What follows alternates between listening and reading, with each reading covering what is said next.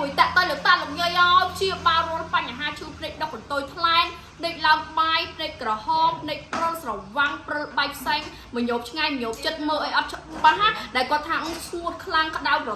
គេហៅថាក្រហាយភ្នែកហើយឥឡូវចំពេលខែរដូវក្តៅទៀតសូមលោកតាលោកយាយយកចិត្តទុកដាក់មែនទែនទៅលើបញ្ហាភ្នែកសូមកុំបន្តទុកយូរទៅដល់បញ្ហាដល់ឈាមដល់ការវះកាត់វាអត់ជារឿងងាយទេចាការដែលវះកាត់ហើយវាធ្វើឲ្យយើងហ្នឹងគឺតមខ្លាំងណាស់ដូចភ្នែកកូនក្មេងអញ្ចឹងតបតាភ្នែកនេះណាជាបានលោកតាលោកយាយតនពេលវេលាត្រឹមតែមួយដបទេនឹងទទួលបានផលធូរស្បើយជាលឿនត្រជាក់ភ្នែកស្រឡះភ្នែកដូចបក់ថ្ងៃចឹងលោកតាលោកយាយហើយមិនថាផលិតផលនេះមិនថាក្មេងមិនថាចាស់ទេគឺប្រើបានទាំងអស់ឲ្យតែមានបញ្ហាឈឺភ្នែកស្អិតភ្នែកក្តៅភ្នែកជាពិសេសគឺក្មេងៗឥឡូវដែលគាត់ជាគេហៅថា